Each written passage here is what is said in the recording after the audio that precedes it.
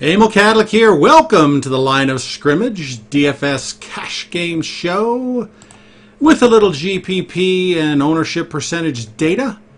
Week 11 of the NFL season. We're here with John, the Scholar Laub, and the old man of fantasy, Emil Kadlec. How's the DFS going, John? It's going well, my friend. I've had a good day, been hard grinding. I'm excited. I can't believe we're at week 11 already. I'm just kind of mind blown about that. But we made it. Thanksgiving's coming up this weekend, and I am excited to put together another good show for our viewers and put last week behind us. Last week was not a week I'm going to remember. Or if I do, it's for all the wrong reasons. So let's move forward and let's get them this week. Here, hold on a second. Let me check something here. Bob just IM'd me about something. That should be working. All right, let's go to the first view graph. There we are. All right, Emil. Every week our viewers need to find salary cap relief. And we always begin with the Scholar Sleepers. We give you 3 most weeks. Once in a while we have 4. But this week I'm going to stick with the original plan all year, which was 3.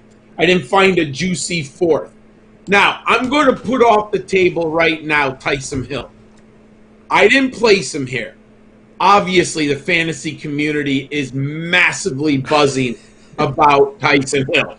So I didn't want to waste too much time. If you go to footballdiehards.com, on the sheet of knowledge that I post every Saturday and I update Sunday morning. Right now I have a lineup with Tyson Hill. I'm going to look at it more tonight. I do think he's a little bit of Tim Tebow, a very good runner, maybe a better athlete, but he's inaccurate. So there's a floor here and a risk. But he only qualifies a quarterback in DraftKings. So it is something that each viewer is going to decide. I have a lineup there for you. You can check it out. What I wanted to do in a cash game, I think the fluctuation between floor and ceiling of Tyson Hill is crazy big. So I left them out of the sleepers here, and I pivoted to Alex Smith. And when I looked, first of all, Alex Smith is a professional quarterback. And we've seen him for years. It's amazing to think he was drafted ahead of Aaron Rodgers. That's how long he's been in the league. And what a fabulous story that he's had coming back from that major leg injury. But what really shocked me, Emil, I was looking at the numbers here. He has thrown in the last 2 games 87 passes. 87, people. That is over 43 passes a game. That is insane from a fantasy standpoint. We're talking about volume. He's also completed 75 and 69% of his passes for over, let's see, this is 715 yards. So for over 700 yards. He's averaging over 750 yards a game. The only thing that is missing on the plate, Emil, are touchdowns, passes. Yes. The old touchdowns. He's thrown 1. Now, we know touchdowns are fickle. They can come in bunches, my friends. He also hasn't rushed for a touchdown. And Alex Smith, now maybe the leg industry has changed, so I understand that. But in the past, he's been a running quarterback. He's had big, long touchdown runs. He's had productive games with his legs. So there's an opportunity there. We also have to realize part of that comeback is he wasn't the number 1 quarterback. He wasn't the number 2 quarterback. So his reps in practice weren't worth the first team. So now he's had a week or so to do that. Yes, and the numbers are there for the touchdown, except for the touchdowns. He has scored 17 and 19 DraftKings points. So I kind of thought about it. He is only $500 more than Tyson Hill. And you know what you are getting with Alex Smith. You have a floor of 17. Tyson Hill has a floor of 6. He could throw 2 or 3 interceptions. It could be a disaster. They pull him. That's within the realm of outcomes. Now, he has an upside. 2 rushing touchdowns, 60 yards. We get it. So maybe 25 points. But I think Alex Smith is guaranteed floor, 17 or 18 points. If you add 2 touchdowns, just 2, not asking for 3, 2, 7, 8, let's say he gets 18 points and 2 more touchdowns, that's 26 points, Emil. He's only $5,300. Touchdowns are going to come. It's going to happen. Terry McLaurin could easily break a tackle against this poor Bengals defense and take it in. McKissick could break a tackle on a pass reception and take it in for a touchdown. So I love Alex Smith for $5,300. I think he's a nice pivot from Tyson Hill, and I think people are overlooking at how good he's actually playing because they don't see the touchdowns, Emil. You mentioned it. The touchdowns aren't there. But if you give him touchdowns, what if he throws 3? This is the Bengals, my friend. It is the Bengals. It is the Bengals. Now, in the last month, the last 4 weeks, the Bengals are the 6th worst defense against fantasy quarterbacks. They have surrendered 11 touchdowns. So what a nice battle we have. Alex Smith hasn't thrown a touchdown pass. He did when he came off the bench that first game. But in the last 2 games, hasn't thrown a touchdown pass. The Bengals are very welcoming to opposing quarterbacks throwing touchdown passes with 11 in the last 4 games. Something's going to change here. One of these 2 stats are going to change. I think Alex Smith is good for 2 touchdowns and over 24 points in this game. So I love him as a great pivot from Tyson Hill. Naheem Heinz. Emil, I'm a believer in Jonathan Taylor. And look it, this year's a wash. Maybe he turns around. But I can't ignore my eyes and the production on the field. My eyes tell me that Naheem Heinz is better than Jonathan Taylor right now. Does that mean he'll be better next year or 2 years from the road? I don't think so. I don't give up on any one player in 1 year. It just hasn't worked for Jonathan Taylor. But I care about this week. I care about DFS right now, and I want to win now. In 2 of the last 3 weeks, Naeem Hines has gone over 21 DraftKings points. He had 21 against Detroit and 28 against Tennessee on that Thursday night game. Look at Naeem Hines just look like juice, Emil. He looks like the better player right now. He does. I mean, my eyeballs tell me Naeem Hines is better, and the numbers tell me Naeem's is better. Why are people so down on Naeem Hines? Because it's a 3-headed monster, and they're worried that this week won't be his week. But the ceiling is high. The ceiling is very high for Naeem Hines. It is. Do you have an ownership on Naeem Hines? I probably do. Let me go find that here. He is at 5.5%. I love that, my friend. You know why I love it even more? We know Phillip Rivers is a dump-off king. He just basically uses the short passing game as an extension of the running game.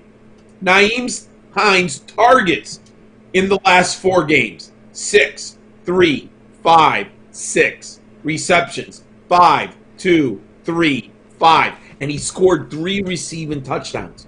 When Naeem Hines gets the ball in space, he's nasty. He makes the first tackler miss, and then he's just gone. He's got that juice. You see the energy. You see the speed. You see his ability to find open space. By the way, also, Bob interviewed one of the people from the Colts on the radio. And they said that when they are in the no huddle, which Rivers likes, Hines is in the ball game on no huddles. And guess what? They're playing the Packers. We're going to talk about that game later. Mm-hmm. This is a sneaky game.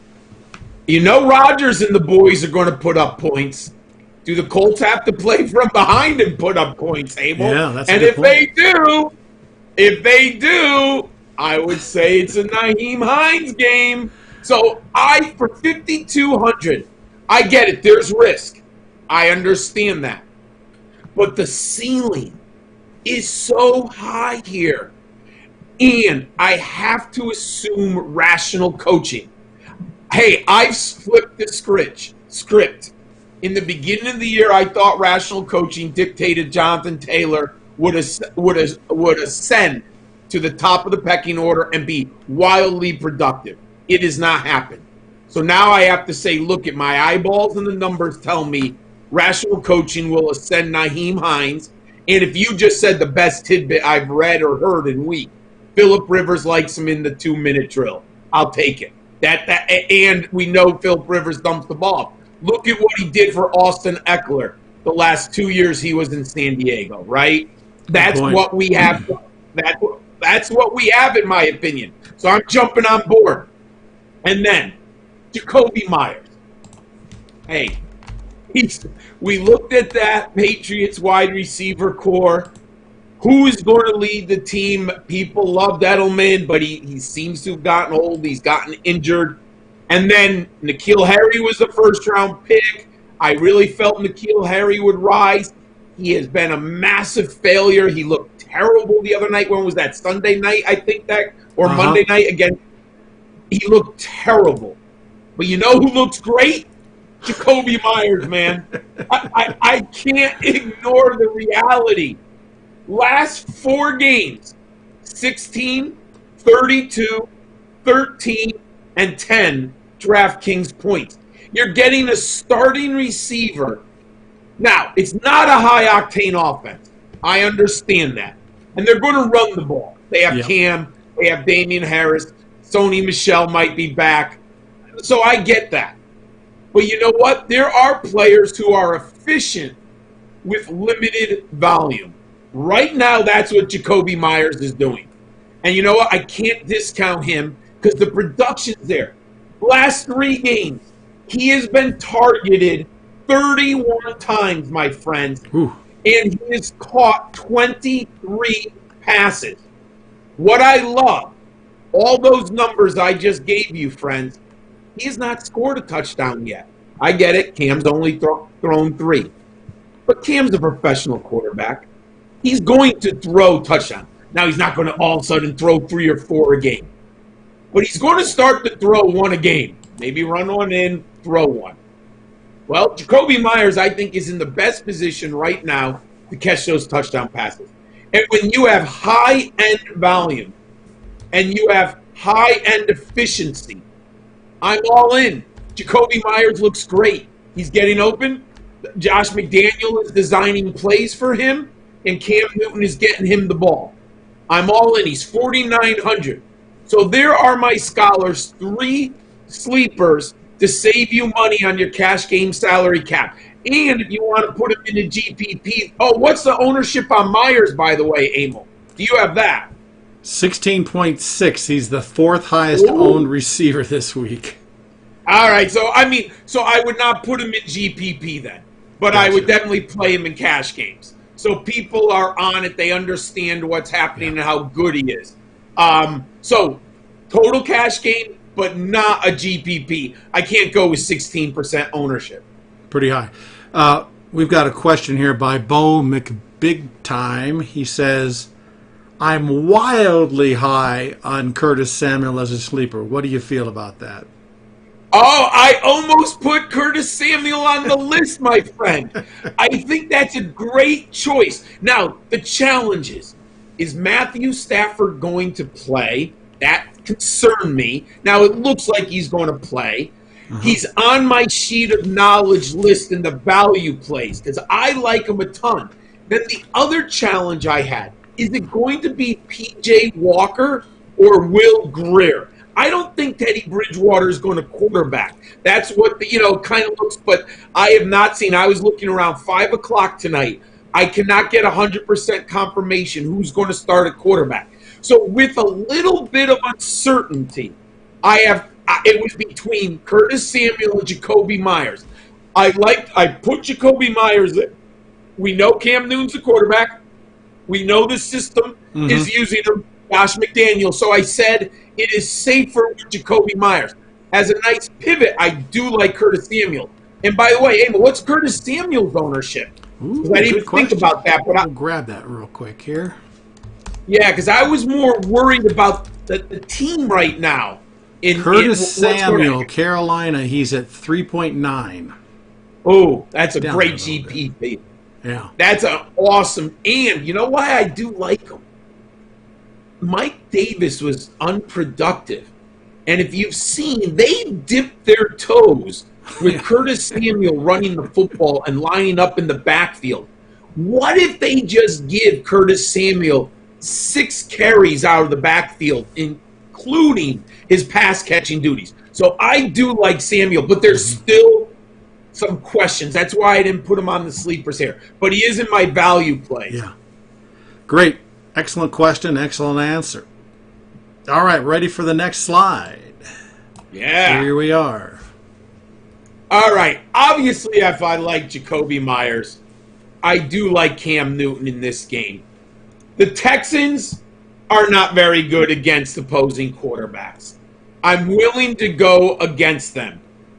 Also, we know Cam Newton scores points with his legs. And the Texans against running backs, so we're looking at the ground game. The Texans are abysmal. In the last month, they've given up 3 rushing touchdowns, 420 yards rushing. The Patriots are pounding the football with that offensive line and Cam Newton, and basically Cam's their goal line back. Cam had a slip-up. Remember, he missed the game because of COVID protocol. And then he came back against San Francisco, and he looked terrible. I mean, I can't even say it any other way than he played so poorly in that game. Yeah. But remember, he was throwing the ball into the dirt.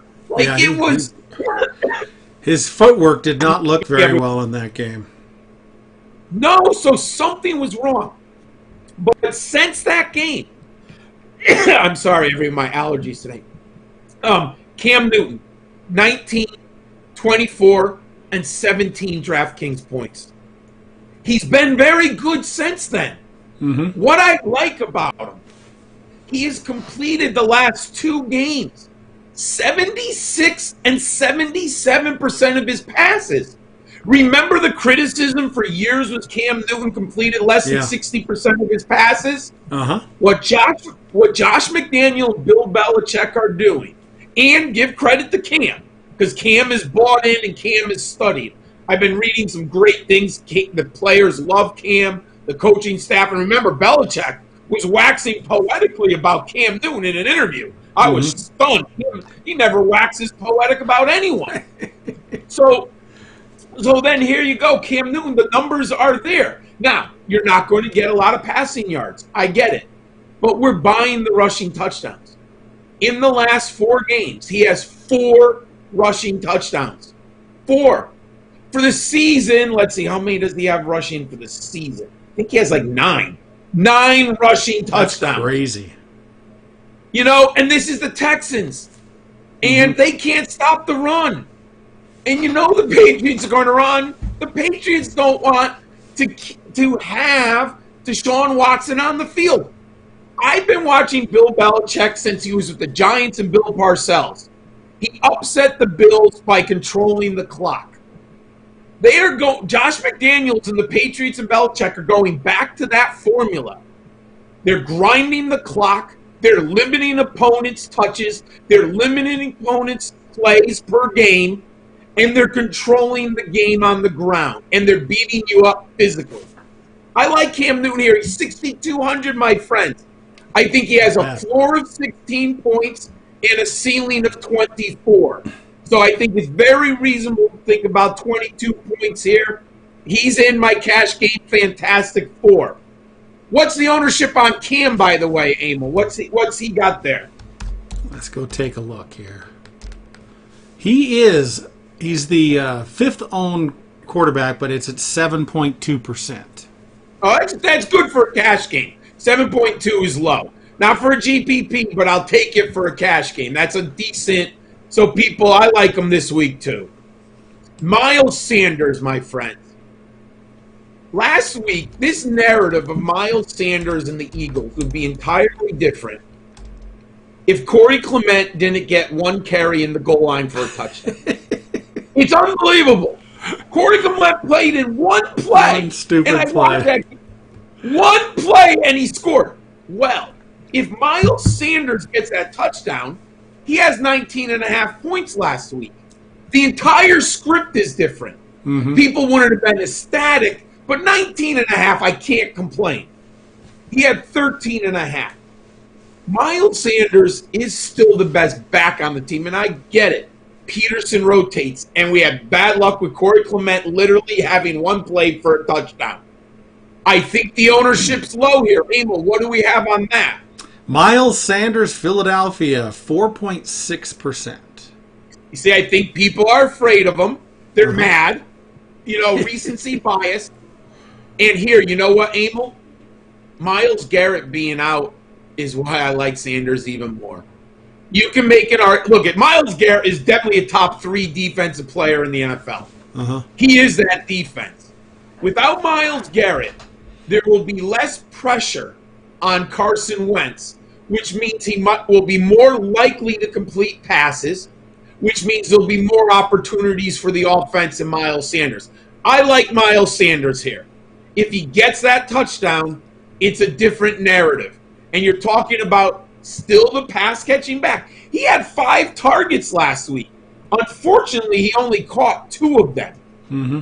But if he gets 5 targets again, what if he catches 4 of them for 35 yards? It's a different game.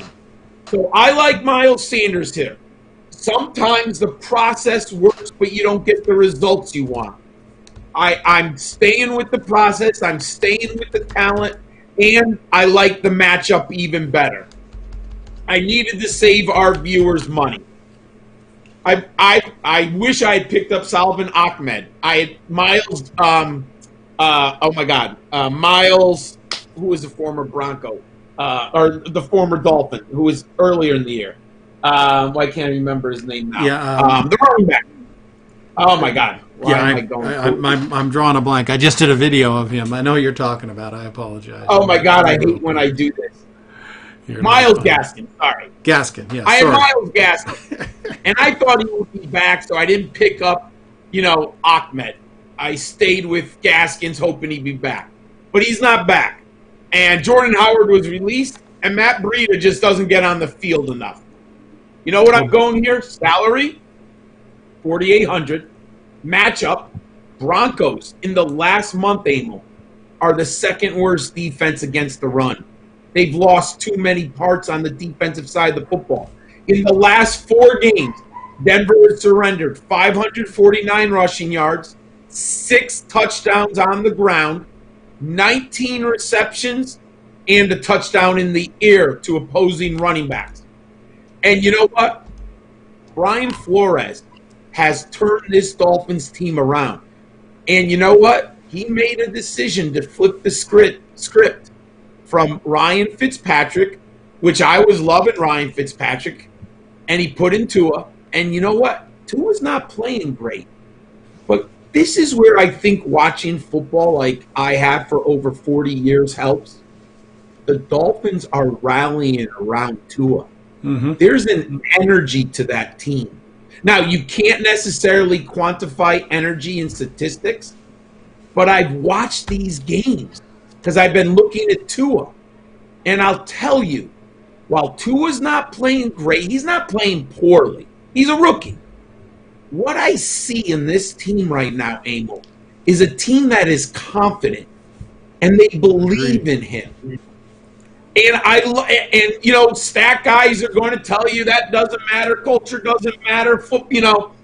I was listening to a guy the other day. He says he's never even watched a game, and he plays DFS.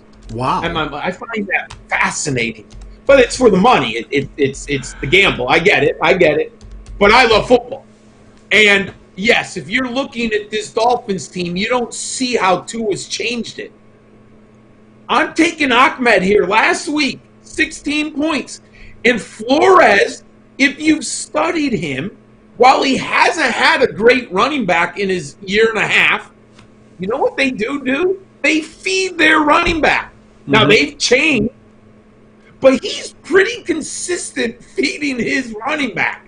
It's very fascinating when you actually watch what he's doing, because Myles Gaskin was good. He wasn't a top-shelf running back, but if you needed between 12 and 17 points in a PPR and a flex, I was loving Myles Gaskin. And now that's what I saw out of Ahmed. Now it's interesting because I had Ahmed on my college fantasy football team last year. And ironically, he followed Gaskins at the University of Washington. Ahmed was actually the bigger recruit. People were really bullish on Ahmed, including myself as a Husky. Now, he never hit his ceiling in college. So I'm finally seeing some of the size and the strength. He's bigger than you think he is. He's a good player.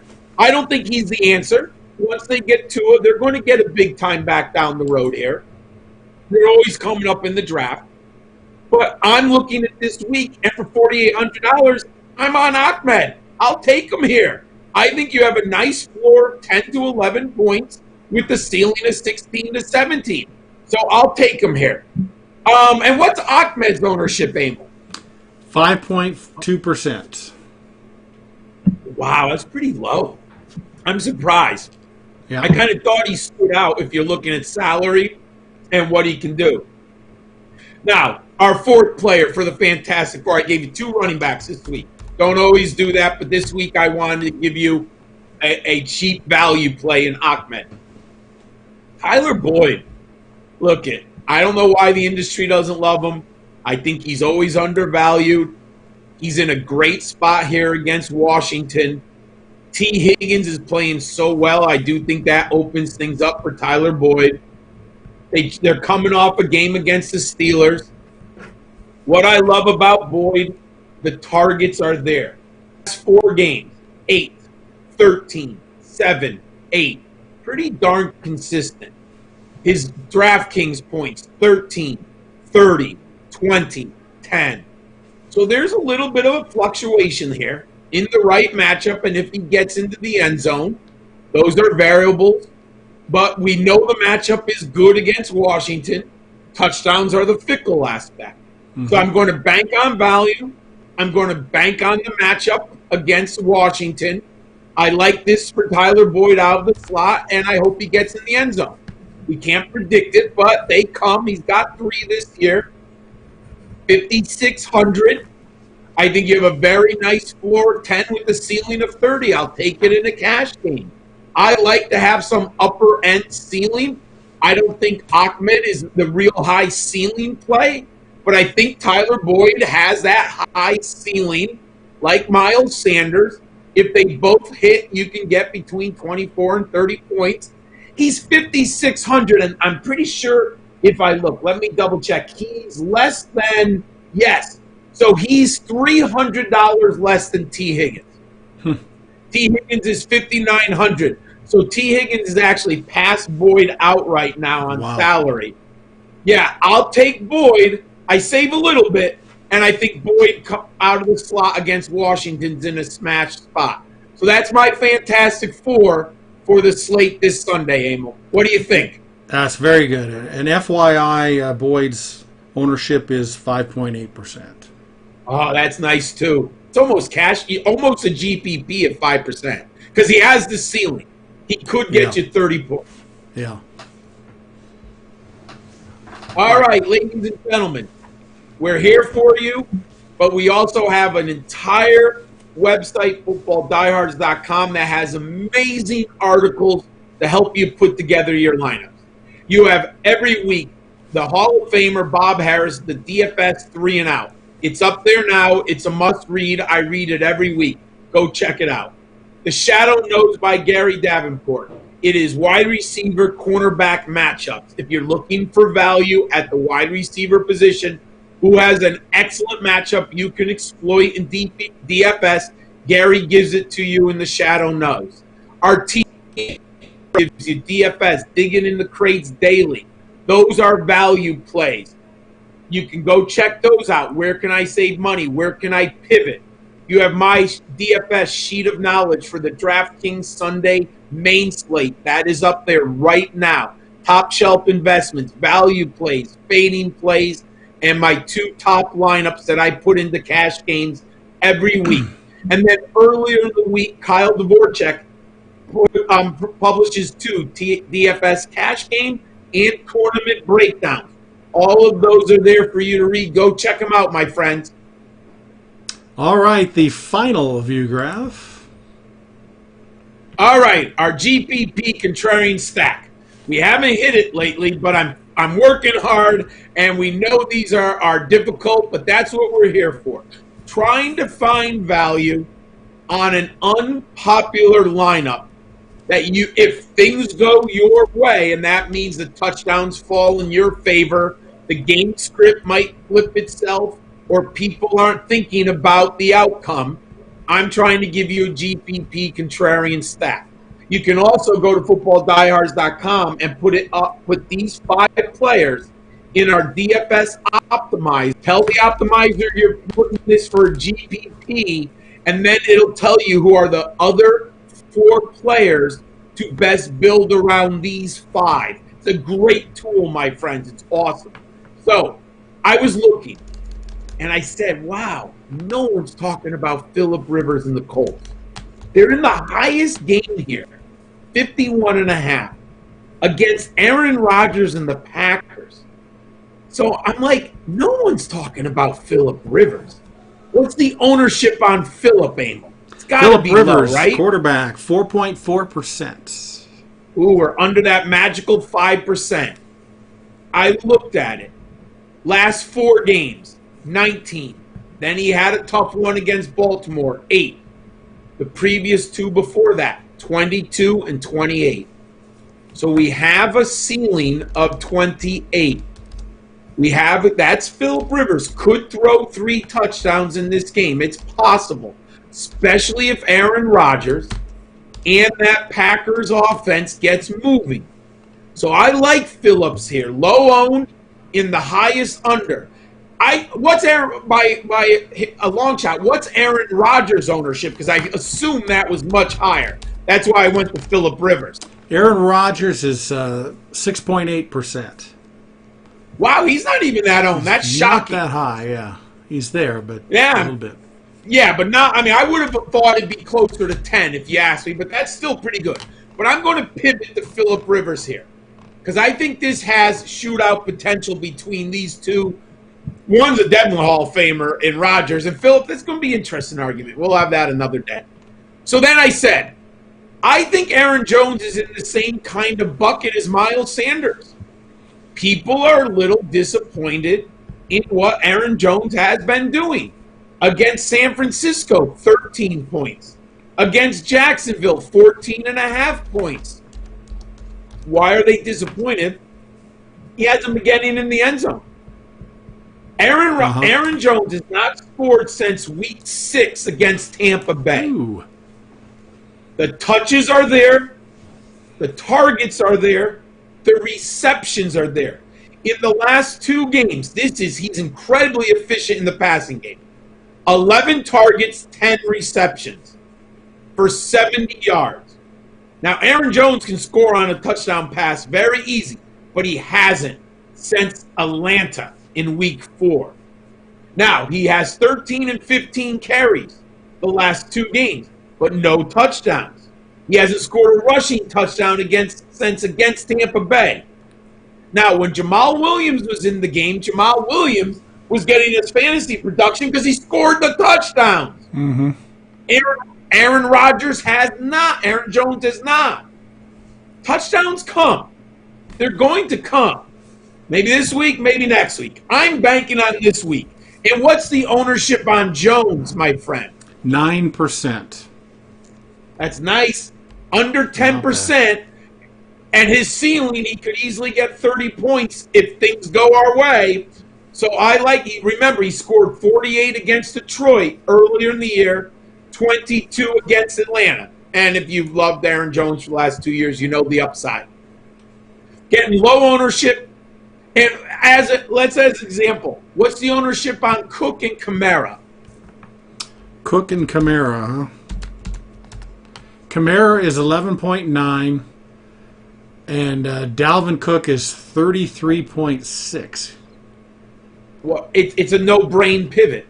Yeah. Look, I love Dalvin Cook, and he's in my cash game. I get it. Love him. But in a GPP, Aaron Jones could do what Dalvin Cook does. It's not crazy. Is it likely? No. But it's possible. Mm-hmm. I like the Aaron Jones pivot there. So I'll take it. Then, wide receivers. Anyone can go Davante Adams. I get it. But if I want to win a GPP, I got to hope for some reason, somehow, some way, Davante Adams is held within under 20 points. That's all I'm asking. If I can get Davante Adams under 20 on DraftKings, and I pivot to Valdez-Scantling, in the last 2 games, Scantling has scored 28 and 19 DraftKings points. He's playing very good football. He was a star at Southern Florida. Very underrated draft pick. I saw him live against UConn, and he scored a 90-yard touchdown or 88-yard touchdown in the rent. Unbelievable. Is he finally hitting his ability with experience? He seems to be holding on to the ball. He still has those drops. You saw him the other day. He dropped against Jacksonville. I was like, oh, my God, they're going to take him out. Or maybe it was San Francisco. I forget which game. Oh, it was San Francisco because I was watching that game. It was on like Sunday or Monday night. Thursday night. And he dropped it, and I was like, Rodgers is going to go away from him. But Rodgers didn't. He came back to him. So I like Valdez-Scantling here. What's his ownership, Emil? Yeah, Valdez-Scantling, and I'll explain why, is 1.9%. Okay. 1.9%. And I think what's happening here is Lazard is supposed to come back. He got taken off IR. Yes. So I think everybody thinks they're going to flip to Lazard. Now, what worries me is, and I don't know this for sure, is if they have to take a guy off IR after 3 weeks, and if they don't, he's stuck on IR. I don't know if that's why they took Lazard off this week. And you know how careful Green Bay is. So this may be a good place for Valdez-Scantling this week before Lazard really is 100% to come back. Yeah, and I either read on footballdiehards.com or I saw it on Twitter. It's not guaranteed yet that Lazard's coming back. That is correct. That is correct. So I like this here. If you're getting him, let's say he goes to 3%. Man, I'll take that chance any day at 3% with that upside. And then he becomes gold, if Lazard isn't in. And the Packers are in the afternoon game or the second set of games, so we're really not going to know unless it comes out early. So, you're helped by that if you think Lazard's not going to be 100% or not going to play. So you're not going to know. So Scantling is still going to be low-owned. Yeah, and there are pivots because we have Dallas, Minnesota. Indianapolis has pivots. You also have Chargers, not necessarily the Jets, but you have Chargers and then Miami and Denver. So there are pivots if we find out Lazard's playing. So I still like, Valdez-Scantling is the play here unless we hear that Lazard's playing. But I still might like Scantling if Lazard's playing. I'm not totally opposed to it. So that's but I'm going to put him in here now. And let's see what happens in the morning and early afternoon. Michael Pittman. I don't see how you couldn't be impressed against Tennessee. He looked like the best wide receiver in Indianapolis. It's a shame what's happened to T.Y. Hilton. Got very old very quick. Just isn't making plays. Zach Pascal is a nice little piece, but I think he's a third or fourth receiver. I don't think he's a week in and week out star. Michael Pittman had 8 targets, 7 receptions against Tennessee for 101 yards, 22 DraftKings points. Absolutely loved him as a prospect coming out of USC. In my draft profiles, I think I had him at number 5 or 6, Emil, on footballdiehards.com. Wow. Absolutely loved him. Really good landing spot. Even the week before against Baltimore, he had 7 targets. He only had 4 receptions for 9.5 DraftKings points. He hasn't scored a touchdown yet this year. I like him here. If I'm banking on Phillip Rivers, I have to go with the correlation. If Phillip Rivers throws 3, Michael Pittman should get 1. That's how you win GPP. You have to look for the correlation. I'm banking on this lineup that Phillip Rivers throws 3 touchdowns. If I'm banking on that, then I have to assume Michael Pittman's getting a touchdown. And that's how I'm going to win the GPP. And I said it earlier on the sleepers. I don't often like this, but I've explained it in the past. Steve Young and Ricky Waters, Jim Kelly and Thurman Thomas, Drew Brees and LaDainian Tomlinson, Trent Green and Priest Holmes. When you have an uber pass catcher with a good quarterback who dumps the ball off, Marshall Faulk, Kurt Warner, I'm willing to put them into fantasy lineups together. I'm not going to put Ryan Tannehill and Derrick Henry. There's no correlation, right? Earl Campbell and whoever Earl Campbell was playing with in the day. I forgot. Pastorini. Yeah, Pastorini. It all of a sudden came to my forefront. So I like Naeem Hines here. I'm banking on Rivers throwing 3 touchdowns. I'm banking on Pittman scoring 1 and Naheem Hines scoring the other. That's the way I'm going to win this GPP. Game script has it as the highest over-under. Each quarterback, I think when you get sometimes these quarterbacks together, you end up with, they challenge each other. They both are motivated. I've seen it too many times in my life. You get 2 Hall of Famer quarterbacks on the field, and they get into one of those shootouts, especially these old guys. This could, Phillip is probably the last year. Who knows? Rodgers got a little bit more in the tank. But if I'm banking on Phillip, I'm going with Pittman and Hines here. Now, this is the best, lowest we've given you all year, my friends. It is only going to cost you, I can't read on my screen, $27,300. You have $5,675 remaining for the other 4 players. Put that into our GPP technically our optimizer, and put it in for GPP and see what you spit out around this. I like this stack a lot. I don't think a lot of people are on the Colts side of the stack. I think they're going to stick to the Packers side with Rodgers and Adams and those pieces. Yeah, it's a great. I like this, and I really appreciate how you analyze. And for the viewers and listeners, it's important these GPPs and the contrarian. You fail so many more times than you succeed, but their logic is really good there, and it's just really fun to put these together. I tried a few out recently for 10 cents. I do my 5 $1 bets, and I threw a couple of 10 centers in there. And they didn't do well, but that's okay.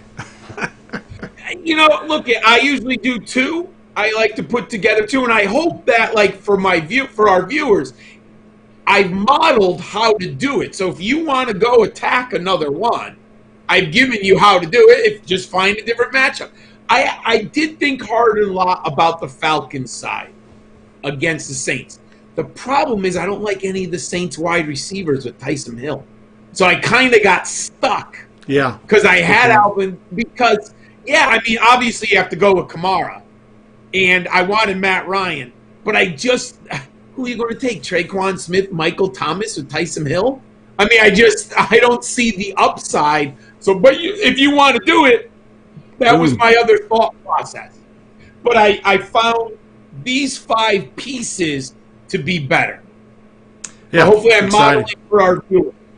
Well, everybody, good luck Sunday. And John, great advice. Thank you so much. Any last things to say?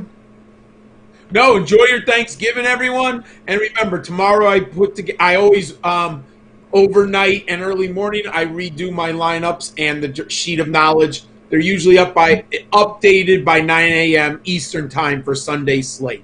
Perfect. Thank you so much. Good luck, everyone.